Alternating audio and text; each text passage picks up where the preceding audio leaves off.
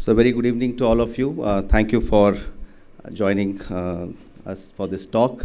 Let me have the pleasure to introduce Professor Mead to all of you, especially the young and aspiring minds here in the domain of international relations and allied domains. You should be very carefully listening to his profile, which is very, very aspirational for all of us.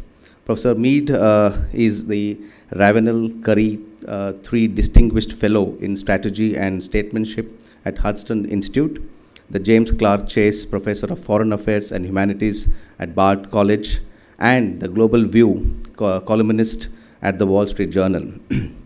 Professor Mead is one of the leading thinkers of America's foreign policy, and also, as we all know, his columns have been great influencers among the policymakers across the globe and especially in the US. Professor Mead's contribution to foreign affairs is also in terms of book reviews. So we are very amazed by how many books you get through and summarize to mortals like us. It's been very helpful for our reading, writing, and research. Mr. Mead is also award-winning author of Special Providence, American Foreign Policy, and How It Changed the World, and Good and Gold, Britain, America, and the Making of the Modern World. Professor Mead's remarkable journey as a distinguished scholar and foreign policy expertise and his role has been marked by profound insights and contributions that have significantly shaped the understanding of international relations and America's role. Having earned his doctoral degree in government from Harvard University, Professor Mead's early academic pursuits laid the foundation for his illustrious career. He has held several prestigious academic positions throughout the years, showcasing his commitment to intellectual exploration and scholarship. Notably, he served as the Brady Johnson Distinguished Fellow in Grand Strategy at Yale University, where he delved into the intricacies of geopolitical challenges facing the international community. Professor Mead is a prolific author. He has written very useful and very critical books in the domain of international relations and allied areas. He is author of God and Gold, Britain, America, and the Making of Modern World, published in 2008, Power, Terror, Peace, and War, America's Grand Strategy in a World at Risk in 2004, and the Special Providence, American Foreign Policy and How It Changed the World, and of course the recent book, The Ark of Covenant, that we all have access to. He won the Lionel Gelber Prize and was nominated for the 2002 Arthur Ross Book Award. In February 2018, he was named Global View columnist at the Wall Street Journal, and he writes articles, book reviews, and op-ed pieces for Foreign Affairs and other magazines and newspapers. Ladies and gentlemen, without further ado, I present before you Professor Walter Russell Mead. Well, thank you all for coming here on such a rainy day, and I can also say from experience that you have braved terrible traffic and great obstacles to be here. I was asked today to answer a question for you, and the question is America ready for the coming transition? Actually, the answer to this is very simple, and it's a word of one syllable: no. So now that I've finished, I'll go on. But, no one really in life is prepared for what's coming next. The 10-year-old child is not prepared for the storms of adolescence. The adolescent is not prepared for the stress and strain and responsibilities of adult life when they come on you. And as you age, you're not prepared for the changes that are coming that come. Life is about dealing with changes that you're not actually ready for. And so in that sense, the fact that America is facing a world in disorder, a world in disarray, and a world of rapid change is simply normal. You can say that I've actually spent my entire life in a country in decline. The sense that when I was in the 1950s, when I was a young kid, the news was that the Soviet Union was beating the United States in the Cold War because of the Sputnik. We were losing the space race, and so it was hopeless. Americans couldn't learn math, and the Soviets would defeat us. Then after that, we had the civil rights movement, the chaos and the cities in flames. You have the Vietnam War. The world, America's lost its innocence. America can never participate in international politics. The scandal of Watergate. Americans have lost faith in their government. One disaster after another. And on to the present day. And I don't see any change in that, and I also, so far, don't see any change in that we tend as a country to muddle through. But still, what's coming is massive.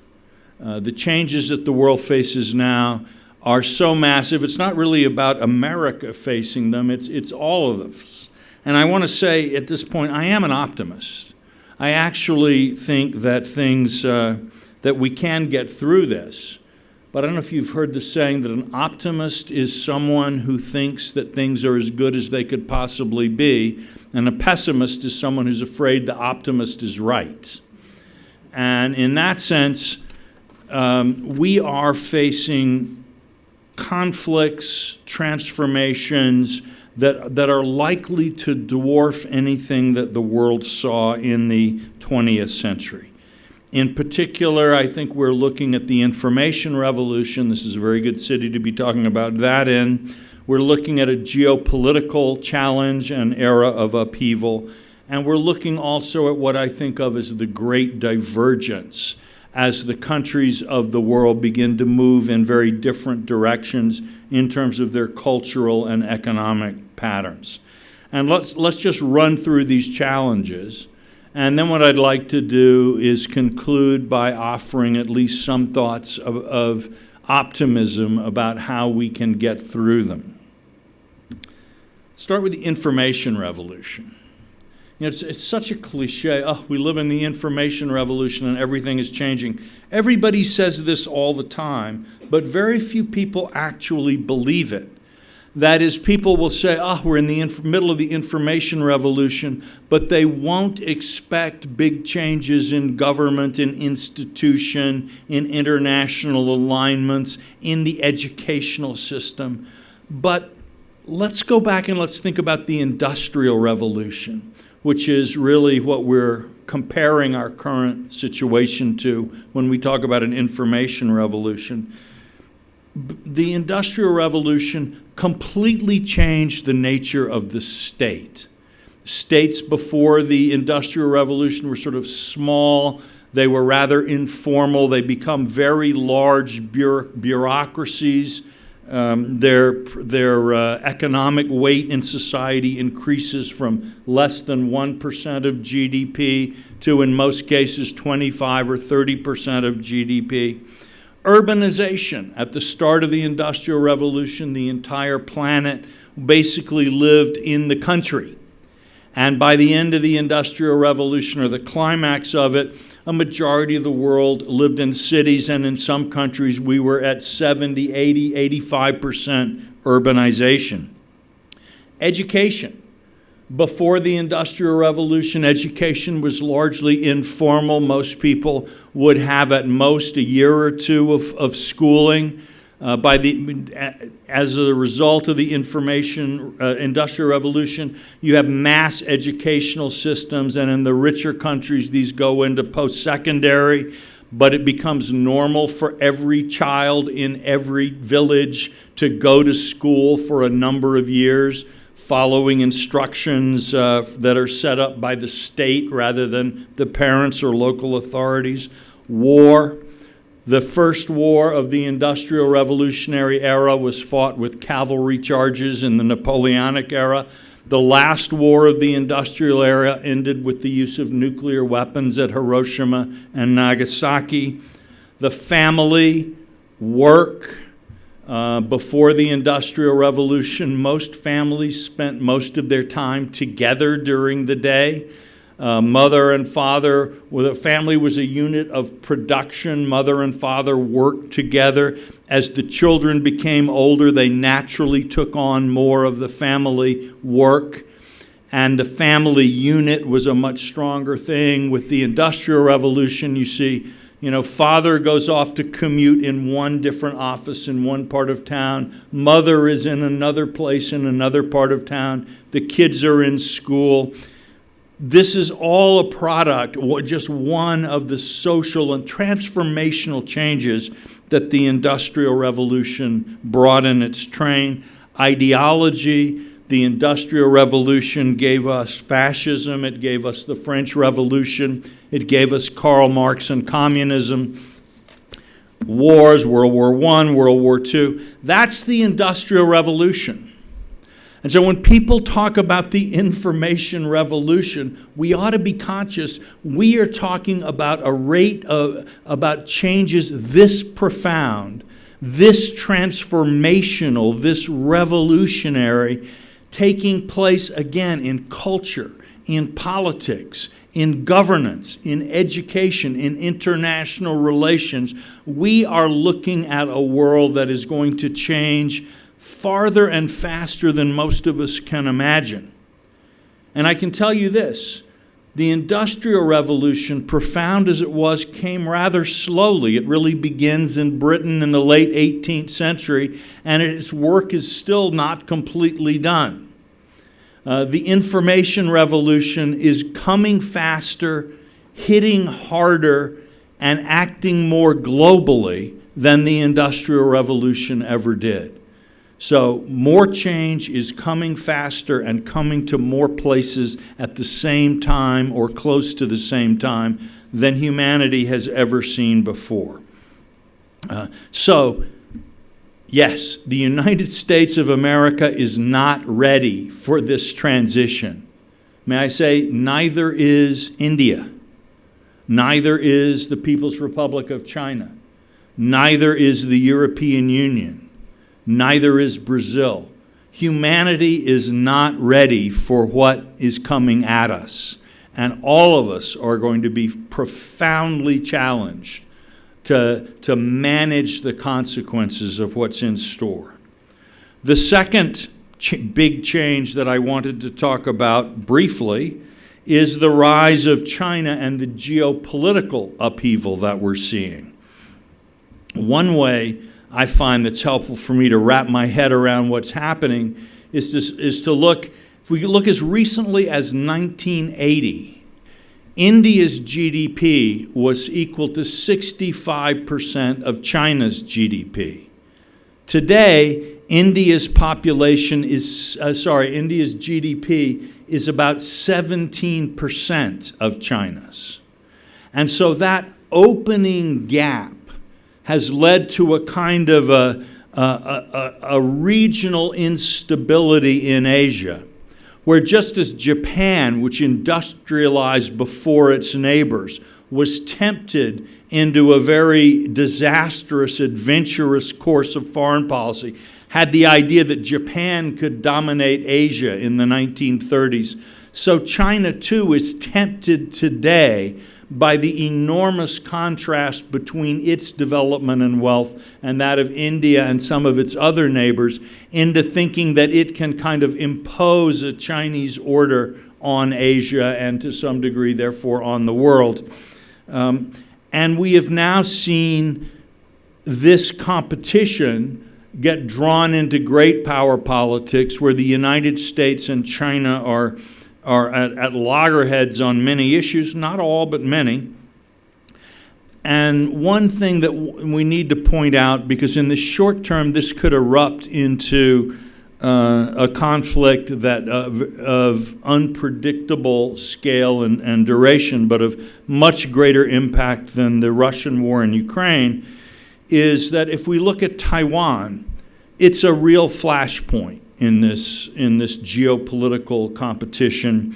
It's not just the question of the computer chips. As most of you probably know, Taiwan is the most important source for leading computer chips, and virtually every economy in the world is dependent on these, so that forget who would win the war. If there was a war and the factories were destroyed or the shipments were interrupted, all of us would be walking around without access to a lot of the goods and services that we normally expect to have. But there are many more consequences. again, without even thinking about who wins, you would see a complete shutdown of all maritime trade on China's east coast and around Taiwan. Mean that trade from Korea and Japan could probably not get to world markets. It would mean that neither imports nor exports could go there. There would be, I suspect, naval blockades of goods going into China. You would see enormous financial crises as Chinese assets outside the country were seized and as U.S. and other Western assets inside China were seized. A complete upheaval.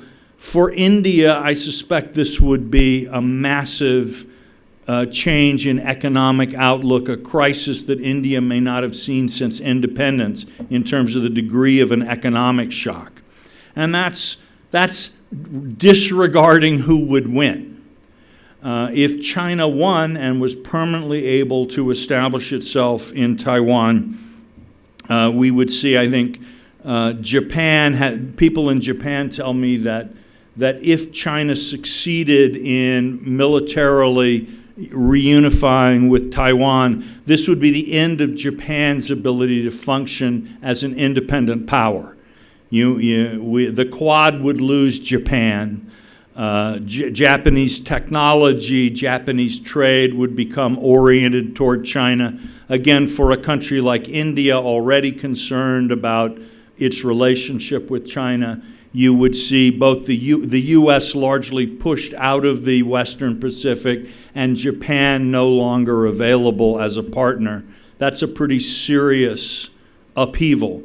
Again, the fact that this could happen at almost any time, that we have no assurances that within the next 5 years war won't break out over Taiwan, I think for all of us means we have to be rethinking our sense of what's likely, what's possible, and certainly all of us should be doing everything we can to prevent something so terrible, so destructive from happening.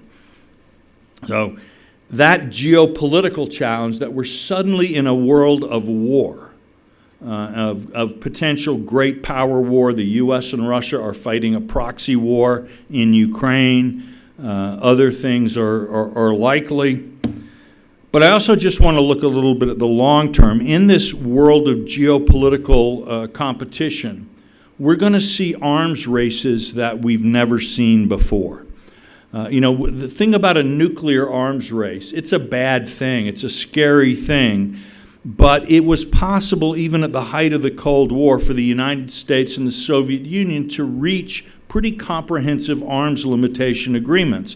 And the reason is that thanks to satellites, we were able to pretty well verify the other side's compliance with the agreement. And when you can be sure that the other side can't cheat, there are actually a lot of agreements that you can reach. If you lose that ability, Reagan used to say, trust but verify. If you lose the ability to verify, it becomes much harder to come up with an arms control agreement of any kind. So if we think about cyber war, where one country might be developing the capability to shut down the electric grid or to open the floodgates of hydroelectric dams, causing huge floods to sweep to the sea. Or if we talk about all the other ways that a cyber attack could cripple a financial system, could cripple hospitals, transportation facilities. But how would you develop arms control measures about cyber war? How do you know that somebody somewhere in the other country isn't sitting with a computer that isn't connected in ways that doing things that you don't understand? It's a lot less detectable, therefore a lot less verifiable. And then let's move from there to biology. People are still arguing about what happened in the lab at Wuhan and the COVID virus. I myself have absolutely no idea what happened. Wet market, lab accident, I don't know. But what it points to is that in a not too distant time in the future, if indeed that time isn't already here, scientists working in a biology lab could come up with engineered, mutated viruses that could cause pandemics, and a country could secretly prepare vaccinations for its own people and unleash a plague on the world. Or who knows how many other scenarios one could come up with. The point is, this kind of thing is very difficult to detect. And therefore, how do you get a biological arms treaty? One that you can actually count on. So I think we're facing a world of geopolitical competition and great power competition and a multi-sided arms race where arms control is quite difficult. Again, that's not a recipe for stability. It's not a recipe for happiness. The United States is not prepared for this kind of world. I don't think anybody else is really either. And finally, let me talk about this sort of great divergence. What do I mean by that? During the era of the Industrial Revolution, many scholars talked about convergence, global convergence. That is, if you want to have an industrial economy, there are a lot of things. Doesn't matter if you're an eastern state, a western state, a northern state, a southern state. There are just a lot of things you have to do that require the adoption of certain institutions, methods, and practices. So you've got to build a highway system. You've got to have electricity generation. You're going to have large factories and you're going to need large ports. You're going to have a large industrial working class, and that's going to create certain types of political problems, and you're going to need to find ways to accommodate the interests of that working class, even as you preserve your competitiveness internationally, et cetera, et cetera, et cetera. That the Industrial Revolution drove a lot of countries to become more like each other. And it led to the kind of ideas that we heard from Frank Fukuyama in his book on the End of History, that somehow we'd reached the kind of ideal form of human society, that we were all going to be more and more like the European Union as time went on, that cultural differences would become less important. So yes, the Swedes would eat herring and the Singaporeans would eat fish head curry, fine, but none of it would really matter, because in the basic institutions and practices of political and economic life, everybody would be more or less playing the same game by the same rules. I think the information revolution is going to work a bit differently. And in fact, it's going to allow countries to sort of double down on their own cultural uniqueness and uniformity. So that Turkey, which for 100 years had been trying to become more like Europe, has now decided to be more like itself, or at least to take a different path of direction. Russia under Putin, China under Xi, I think Japan under former Prime Minister Abe, Israel under Prime Minister Netanyahu, India under Prime Minister Modi. Many countries around the world, one could even say America under Donald Trump, are less interested than they used to be in moving toward this kind of common horizon of development and common definition of development. Instead, we're going like this. Now, that's going to make life trickier, because you're going to have more and more, countries are going to have to learn to deal with people whose values are different from theirs, whose instincts are different, where the same word may mean very different things. And yet, at the same time, thanks to the internet, we're going to all be in each other's hair. You know, if people in America don't like something that happens in India, the chances are that people in India will know exactly what they were saying, and vice versa. And so we're going to have a world of cultural difference, but a world of unwanted intimacy. That's going to be interesting. It's going to be challenging. And again, I would say that none of us are ready for this. So, where does the hope come in? Where does optimism come in? Why am I not running around ripping out what's left of my hair and telling people, repent, the end is near? The first reason is I think we have to keep in mind that the information revolution, like the Industrial Revolution, while it brings a mass of trouble, actually makes things better for people. That is, compare the living standard of the average person in the average Indian city today. In many ways, they are better fed and better clothed, the Indian middle class, than Louis XIV in the Palace of Versailles. They certainly have a better time if they have to go to the dentist than he did. The general standard of living in the world today has just become much, much higher than ever before. And it's not just in sort of consumer goods, it's in culture and ability. Far more people have more education than ever before, more ability to leave their birthplace and travel around and see other cities and meet other people. More freedom in choosing the way you earn a living. I'm not even talking about political freedom or anything like that. Just the Industrial Revolution made us all immensely rich by historical standards.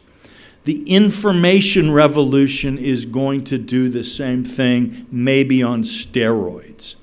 If we think about the medical system of 50 or maybe even 25 years from now, the average person going into the average healthcare facility is likely to get better treatment, better diagnosis, and I would think cheaper treatment than billionaires get today.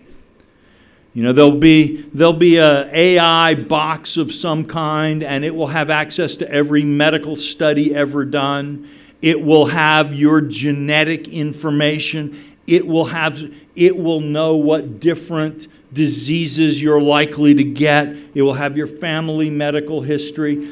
And it will be able to look at how different treatment regimes for whatever it is that you have worked out for people with your medical background, general genetic type, et cetera, et cetera, et cetera. And so it's going to pop out a prescription that no human doctor could match, because no human being could absorb that amount of knowledge and process it and come up with these answers. And that will not cost a lot of money. This, of course, means that the whole medical profession is going to have to change, that the doctor of the future may not be a super intelligent person who's been through years and years of rigorous school, but more like a flight attendant with a smart box. And the job of the human being is to more make you feel comfortable and understand what's happening and help you conform to the treatment than to actually be the chief diagnostician. But in any case, health care will be so much better than anything that any of us know today. And that's not the only thing. Just as, generally speaking, in services, our children and grandchildren are going to be as much richer than we are as we are richer than people before the Industrial Revolution in all kinds of things. So, I'll take one example. I don't know how it worked in India, but in the U.S., when the COVID pandemic hit, we discovered something really rather amazing, which is that half the people in the United States could do their jobs without leaving their homes. And so people stayed home from work, and the economy didn't suffer. Amazing, miraculous. Well, this is incredible in terms of what it means for the freedom of the office worker, who no longer has to get into that 9 to 5 well, again, the traffic of Bangalore, can I say, might become an option in the future rather than a required thing. This daily rush of hundreds of millions of people throughout the world in crowded traffic jams and everything else to offices, only to repeat the same process going home, sometimes spending 2 and 3 hours or even more a day, essentially just consumed in the mechanics of transportation. Maybe that's just going to go away. And people will be spending more time with their families. Maybe actually, in the future, daddy will be working from home and mommy will be working from home at least several days in the week. And, the 4-year-old's job is going to be to keep the paper in daddy's printer full or whatever. The kids will once again become integrated into what their parents do, know what their parents do, and the family becomes a focus again. That's the kind of thing that the information revolution can do for us, even as it causes all of these problems. For the environment, what the information revolution offers is an extraordinary opportunity. Well, just with the working from home thing, actually, if commuting is only reduced by 20%, if people are working from home 1 day a week, what that means environmentally is staggering, because not only does it reduce the traffic by 20%, it reduces congestion even more, so that the emissions that are no longer being emitted simply because people are staying home from work actually make all of the targets, the Paris targets and everything else, much easier and cheaper to reach. And again, not reaching them by doing things we don't want to do or giving up things we like, but actually giving up something we don't want to do. Having more freedom and more time with your family and saving the planet at the same time. But beyond this, in general, what the information revolution does is it tends to substitute the movement and manipulation of information for the movement and manipulation of matter. And that is a fundamentally more earth-friendly, greener way of running an economy than what we have now.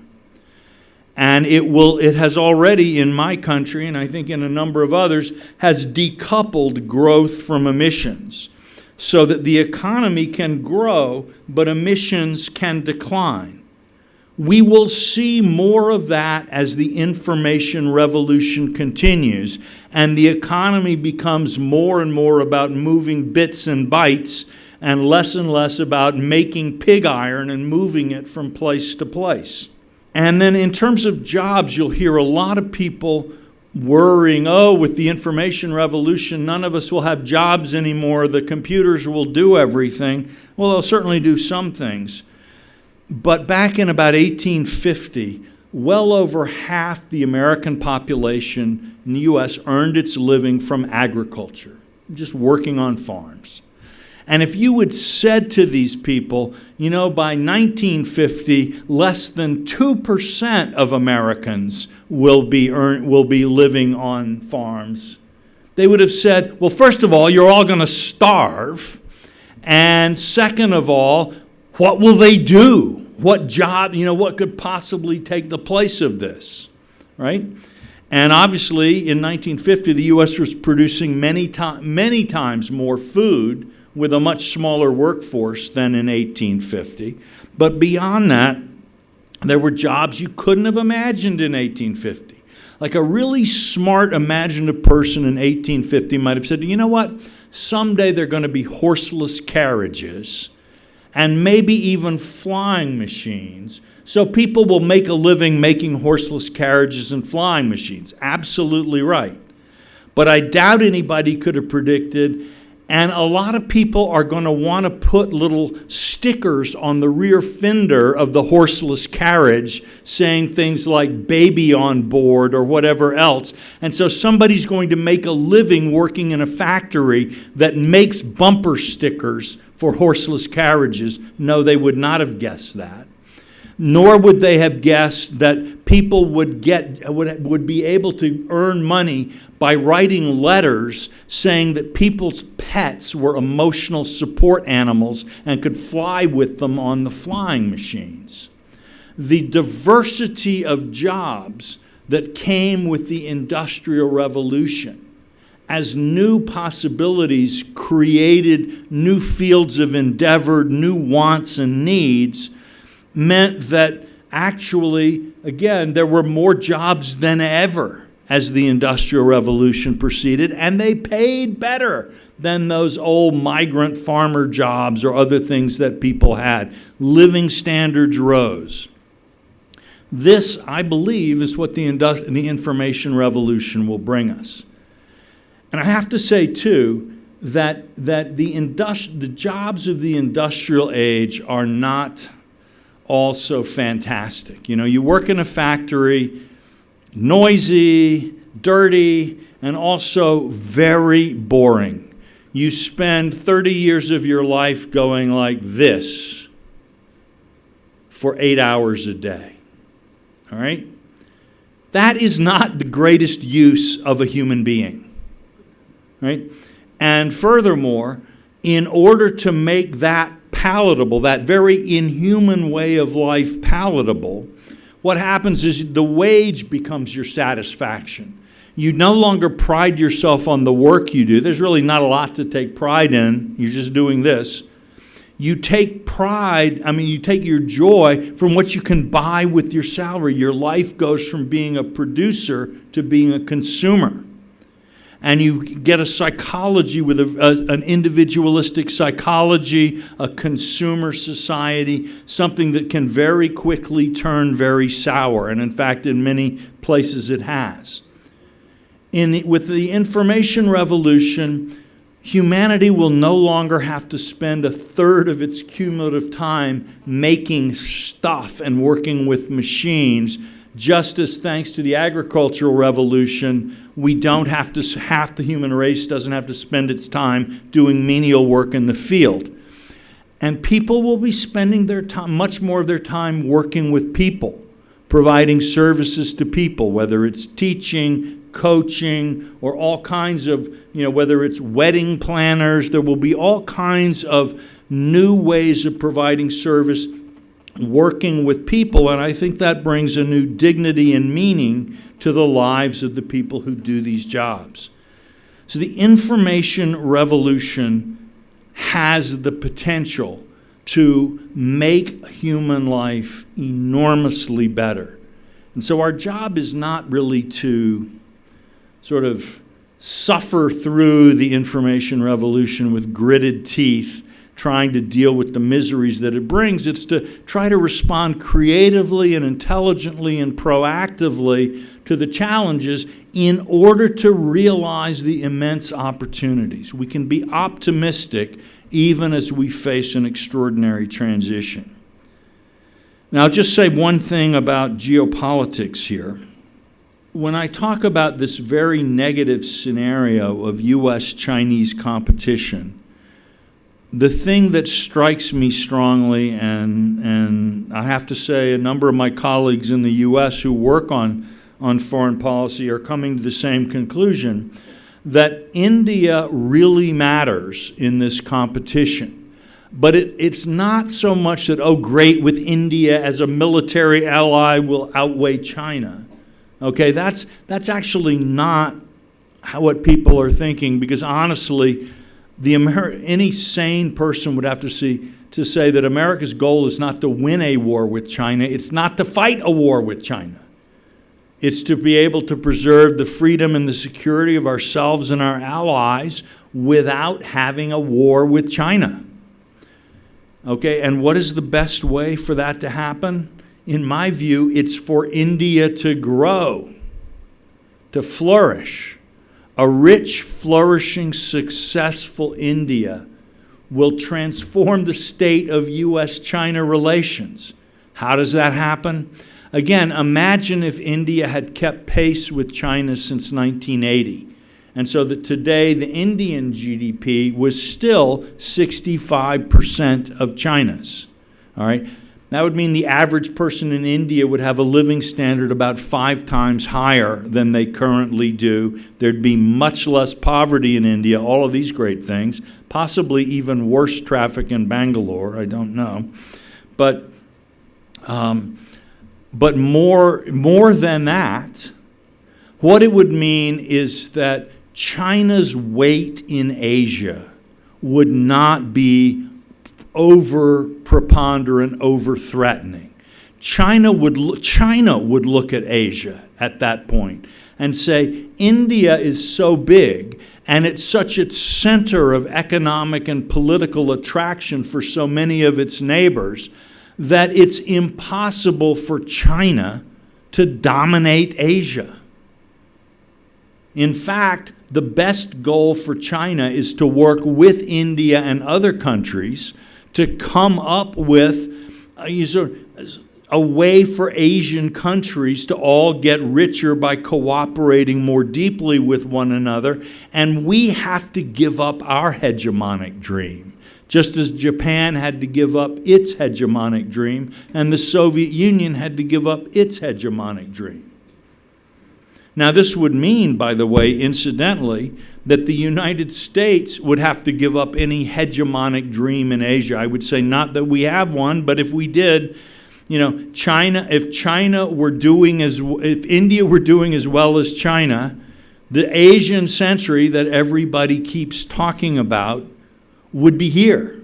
We wouldn't be talking about, oh, it's coming, it's coming, it's coming. It would be here. The United States would be powerless to tell Asia what to do or shape the Asian security order. But from an American point of view, that would be fine because we wouldn't need to. What we would like to see is an Asia where no one country dominates the rest, and a wealthy Asia that's a good match that we can trade with and benefit from, and a peaceful Asia. Those are the things that work with the American interest. So a flourishing India is, in my view, the best long-term guarantee for the peace and stability not only of Asia, but of the world, and for helping the world move beyond this era of geopolitical competition into a new era of cooperation. So now to speak as an American foreign policy person, I would say that America's interests require that India flourish. Yes, we would like to have some good political relations with you. In the short term, yes, there are issues about Chinese intervention, whether it's in Sri Lanka or other places where we may have a mutual interest in working on this. We certainly would hate to see Chinese military preponderance on the frontier threaten India's security. All of those things are real. But the basic element here is that Indian economic success is the key to American security, a key to peace in Asia, and it ought to be, in my view, the goal of our Indo-Pacific policy to see that India flourishes. I believe that this sentiment is widespread. I certainly saw with Prime Minister Modi's visit to Washington and to hear the standing ovations he received in the American Congress, to read the statements that President Biden and others have made about this relationship, that this sense that India, an independent, flourishing, wealthy, respected India, is in the interests of the United States, is now, I think it is safe to say, a bipartisan, settled view in a large section of the American foreign policy world. As always, I'm happy to be here. For me, every trip to India is an education. This one has been no exception. You can see in my latest column in the Wall Street Journal, based on the conference I attended in Udaipur over the weekend, that I think I understand a little bit more of Indian politics than I did a week ago. Maybe not. Maybe I got it wrong. Be happy to hear that. But at this point, if anybody has any questions or comments, I would be happy to take interventions from the floor. Thank you.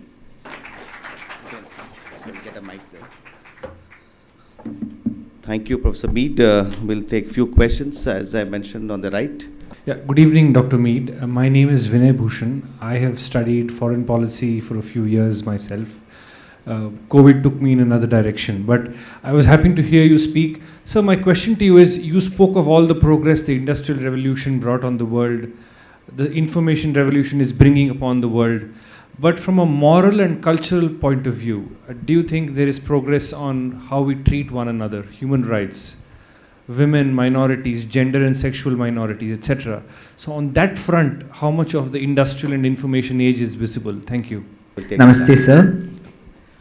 So my question is, when we see in international relations, we have two most books from like history itself, that is the Machiavelli's Prince and Kautilya's Arthashastra, so which both talks about an immoral approach in international sphere. How much do you think that is valid in the present situation? And adding on, is any country willing to sacrifice its national interests when there is a hegemonical power already existing and something is trying to be hegemonical power? Evening, my name is Arun Bhagat. The question is, have we now seen the end of multilateral organizations like the United Nations? Because nobody seems to be, agreeing on anything there or, doing anything that they say. And the second is, we are very silent about Africa. Africa is a huge continent to contend with, and they really, the recent utterances that we saw from the various African leaders. How does America view at Africa? All right. Well, let's see. Let's begin. Has there been moral progress with the industrial and information revolutions? I would say human nature is not necessarily a subject of progress. That probably there are some things that education makes a bit better, but in some ways I think as we get better in some fields we tend to get worse in others. So maybe you could say that the sins of the poor are becoming less common as the world gets richer, but the sins of the wealthy become more common. And I guess I'm not sure how you would go about proving this empirically or contesting it, but it does seem to me that human nature, as far back as we can see from our records, hasn't changed much, and there's not a lot of reason to expect that it's about to. On the question of morality in foreign policy, and do countries seek it, I think this is it's a complex question. Because Dean Acheson, an American Secretary of State, talked, I think, very wisely about the difference between morality and moralism. So moralism would be, okay, you sort of look at everything a country or a leader does, and you give them points if in this thing, they do the right thing, and you take off points if they do the wrong thing, and you have that sort of critique. Acheson would say, no, first of all, no one will ever achieve a good score that way, because even in domestic politics, no leader can really, sometimes that a certain politician is kind of corrupt, but you really have to make some sort of an arrangement, whatever. The world is a complicated place. Internationally, even more so. So there has never been, nor will there ever be, a country whose foreign policy in every action satisfies what a strict moralist would say that it should do. But you can ask, is the direction of policy, okay, is that moral or not in this deeper sense? So if a country is trying to throttle one of its neighbors, and everything that it does is about, the United States were to say, we really want to make Canada poorer, and we want to just keep making it weaker. Not that we're not doing this to try to get them to change their policy. We just don't like them. All right, that's not a particular. I would call that an immoral policy, but a policy that, you know, again, I'm sure people can contest this, but say America's policy in Europe during the Cold War, which was to help the countries of Western Europe defend themselves from the Soviet Union. And the method chosen to do that was to help these countries recover from World War II and rebuild their economies on the theory that this would stop the advance of communism and give them the ability to resist the Soviet Union. That strikes me as a moral policy, even though some of the things that the United States might have done along the way, like the CIA intervening in the Italian elections of 1948 and stuff, might be considered immoral. Does that make sense? All right. And then finally, we come to Africa. Okay. Africa, I think second time today I've used this expression. I don't know if anybody knows the sort of classic saying in international relations about Brazil.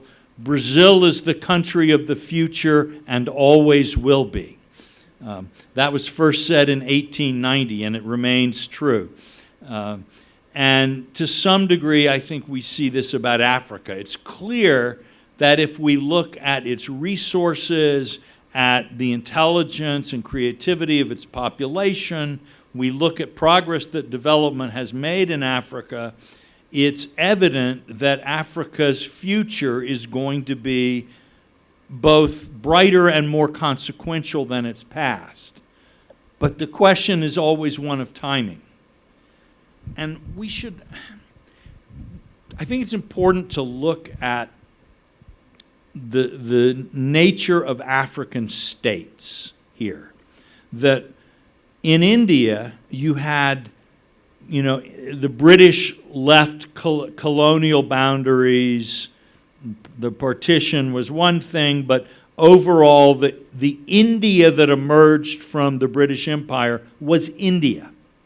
That is a country with a sense of inner unity, civilizational connection, might have been divided in language and so on, but Indian identity was a real thing.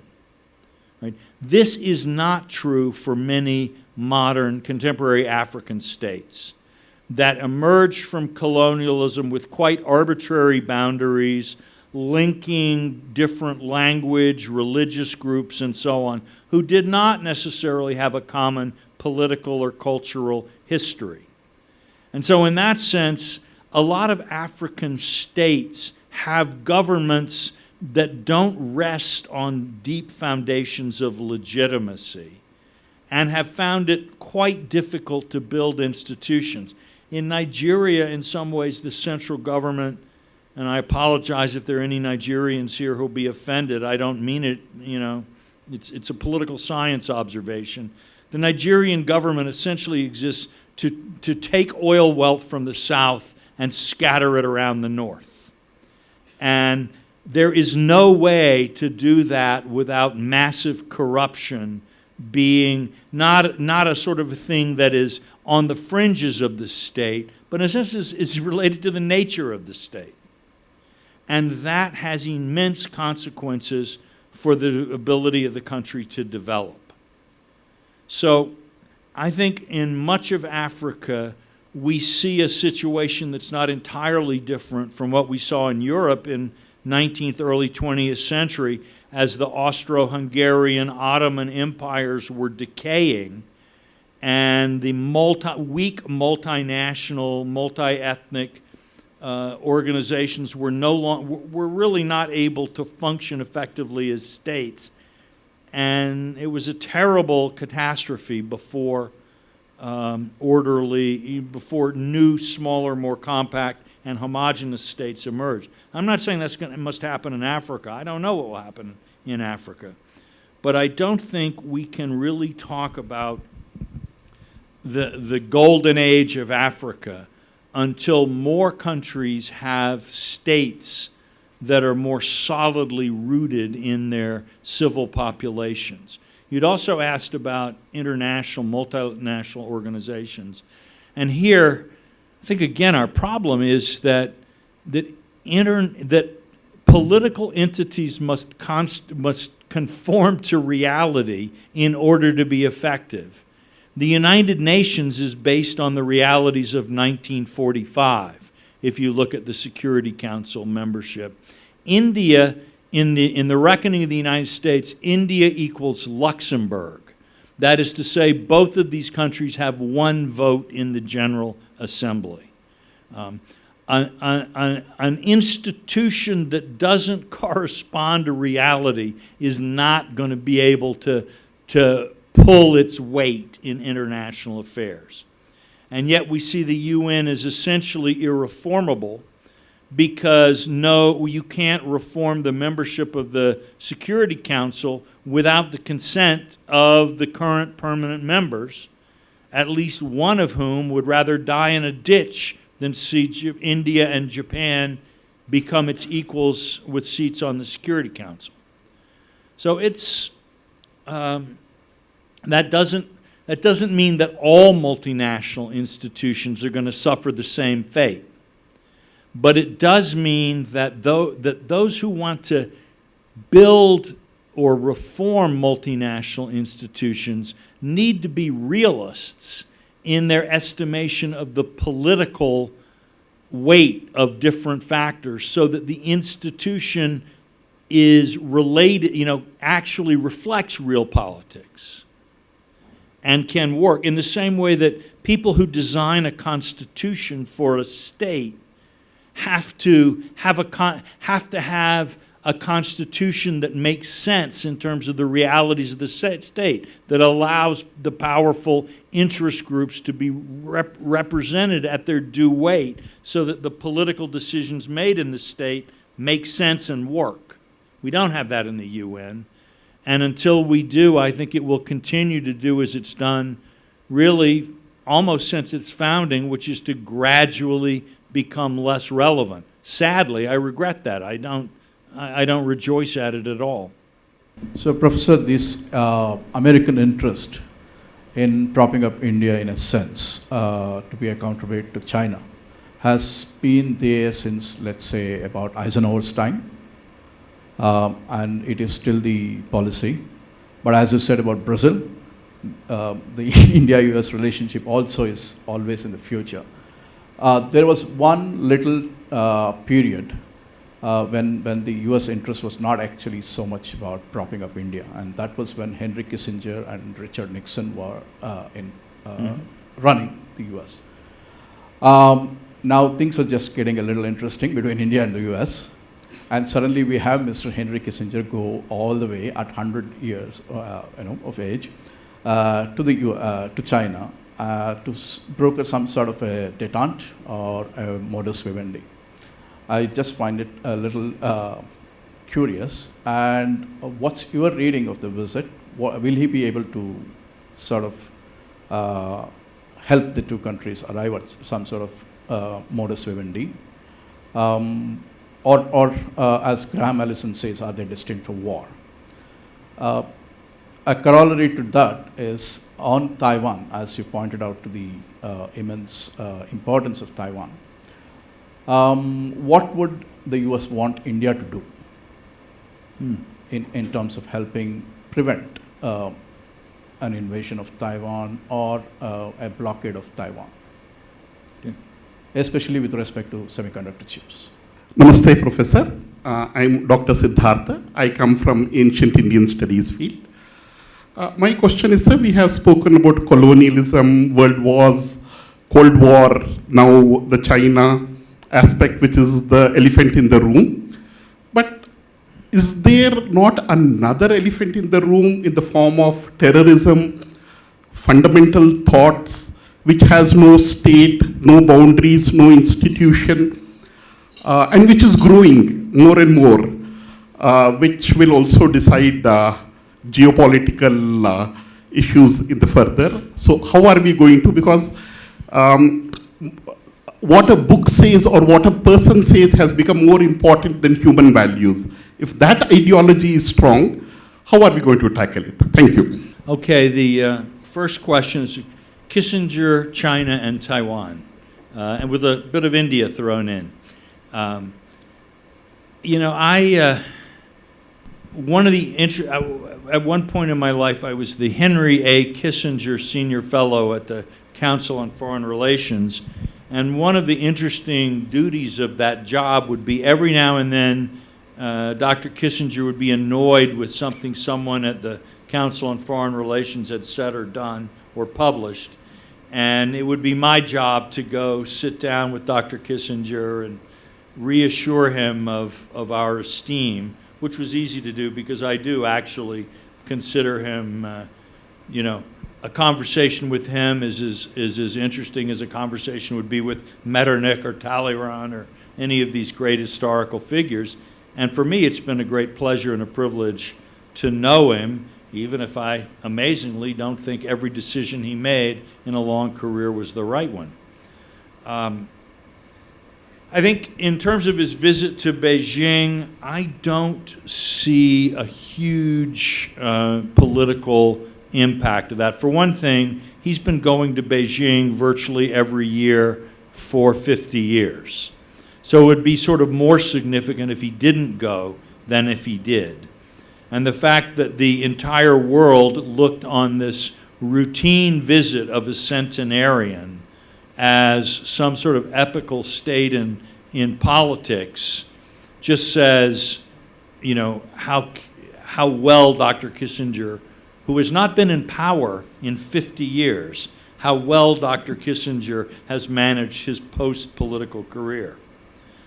So I wouldn't, if I were an Indian, I would not stay up late at night worrying about Dr. Kissinger in Beijing. And by the way, I don't know if you've noticed, but he has effusive praise for your Minister of External Affairs, Dr. Jaishankar, who I think Kissinger, and I've heard this from others, I think he regards him really as one of the great diplomatic minds of our time. On this thing of the U.S.-India relationship and, you know, is it the Brazil of diplomacy, the alliance of the future? I'd say, you know, actually, the alliance was never the relationship was never particularly close, and the Americans, after the Kennedy administration, largely were not so interested in it anymore. You had John Kenneth Galbraith was big, but I think there was this sense that America needed Pakistan and couldn't do without it, and the price of a relationship with India was basically dumping Pakistan, and that was just never a price the Americans thought, given their other Cold War concerns, they could afford to pay or were willing to pay. And India, looking at that, drew its own conclusions, and so there we were. The big thing that's changed now is there's no lobby in the United States for an alliance with Pakistan. It's just that issue has completely disappeared, and at the same time, the United States and India largely look at China the same way, and it's China that has the relationship with Pakistan, and at this point, that drives India closer to the United States. So there actually are some structural differences that I think enable us to say this is a different moment in that relationship. On Taiwan and war there, it's, you know, the only thing to really say, and I don't know how responsive this is that as far as I can tell, the consensus in the U.S. remains we don't want to see any change in the status quo in Taiwan. Our position since 1979, when we restored diplomatic relations with the PRC, has been we note that both sides say there is one China. We don't actually say there is one China, but we note that both the participants in the dispute do. And we say that we would resist or disapprove of any attempts at a unilateral change in the status quo, which has been historically meant to say that we would oppose a unilateral Taiwanese declaration of independence, as well, obviously, as a Chinese attack. Now, what do we want from India on this? Short answer would be as much as we can get, because it's kind of a big problem. But I would say the most sensible thing is would India be willing to allow refueling, resupply, things like that in the event of a conflict, not direct participation. But again, from an Indian point of view, it's not unlikely that China might want to stir the pot a little bit on the frontier as well. So we might find ourselves rather, simultaneously trying to deal with the same problem. Maybe the head of the dragon and the tail of the dragon or something, but we might be drawn together by it. But I think, again, my advice to India, for what it's worth, is that if there were some kind of conflict over the Taiwan Straits, it really would be economically devastating to India, far more than the war in Ukraine has been. And that if I were an Indian policymaker, I would want to make sure that I had a seat at the table when people were making decisions about what kind of economic blockade, what kind of response, and that my interests, played a part in these discussions. And generally speaking, if you want to be at the table, you have to bring something to the table. So if I were involved in Indian diplomacy with the United States, and for that matter with the other members of the Quad, this is what I would be talking about. All right, and I'm sorry, the last question was terrorism. Ah, yes. Ugh. It's a tough question, and we need to understand that in some ways technology makes terrorism a bigger problem. I once had a conversation with a science fiction writer, Werner Vinge, who's believed to be the first guy who thought really intelligently about how the internet would change society. And he said, you have to understand, he says, if technological progress continues, sometime in the 21st century, you'll be able to go into an electronics shop and buy parts that if you put them together would build a bomb that could blow up California. In that sense, that as technology advances, it's going to be easier and easier for smaller numbers of people with fewer resources to do more destructive things. So that is, that's just a reality that we all have to live with. And that does suggest that we cannot be reducing our vigilance about terror. Now, the specific question, which I think lies behind your question, is the relationship of Islam and terror, and the worry that a religion that has 1.8 billion adherents or something like it could be a permanent sort of breeding site for this kind of terror. Now, my own understanding of, I do not claim to be a theologian of either Hinduism or Islam, so this is a layman's view. But based on many of the sort of Muslim scholars and so on I've talked to, I find that they will tell me that support for terrorism is very much a minority view among clerics. And so we should not simply assume that Islam equals terror. And then again, even if it did, and I don't think it did, not all Muslims are particularly devout. So that we really should be careful that we not work ourselves up into some sort of a frenzy about and make a problem big, a real problem bigger than it needs to be. I will say I see one big sign of hope. Part of this is that it's clear that over the last few years, the appeal of radical ideologies among Muslims in much of the world has diminished, and especially in the Middle East. People have looked at what the fruits of terrorism.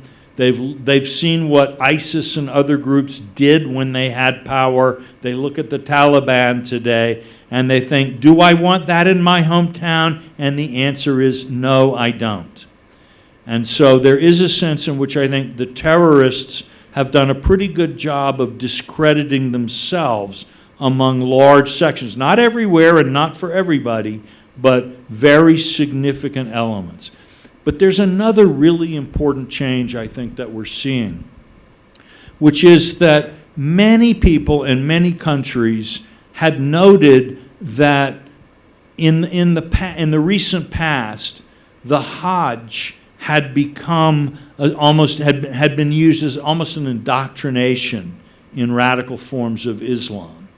And you would hear this, I would have friends in Indonesia who would talk about how the fact that large numbers of Indonesian Muslims would go to Mecca and come back with a different and more radical attitude, that was a real problem. It looks to me as if the current king of Saudi Arabia does not want to encourage that kind of thinking. And I think we can, ask yourself, suppose the Hajj, instead of being a sort of supporting a very radical approach to Islam, was changed in a way that it supported the more open, more engaging, more humanistic elements of the faith and the tradition. We might see, again, not for everybody. It doesn't mean that some particular person in some particular town isn't going to strap on a suicide vest, but a continued civilizational move toward moderation. Now, I don't promise this happening. I don't, and I would certainly say that both our security forces and internationally, as we look at what's going on in parts of Africa, that we need to take note and be vigilant. But I don't think we're looking at I don't feel a sense of despair. And I have to say that both in India and the United States, we've actually had some success in stopping things from happening lately. There was a time in both of our countries where I think our security forces were less confident that they had the ability to deal with really quite large outbreaks. I think we're doing a bit of a better job now, and God willing, we'll continue to do it. Thank you so much. I'm sure there are many questions, but as I mentioned, Professor Mead has another engagement to carry forward for today. With a lot of pleasure and excitement of the conversations that we had with Professor Mead, I request our Vice Chancellor, sir, to hand over a memento to Professor Mead from University, and also a book. Professor Mead, you may enjoy this book by Ashley Tellis, Grasping Greatness, written along with Professor Vivek Debroy and C. Raja Mohan.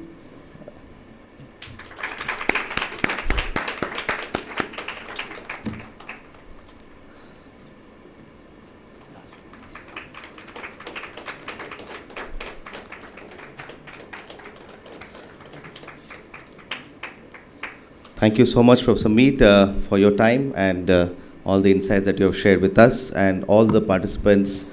First and foremost, once again, I apologize for the delay, but I'm sure the wait was meaningful in the course of discussion that you had here, and I look forward to engaging with you with further events from the Chanakya University. We conclude with this. Thank you so much. Thank you.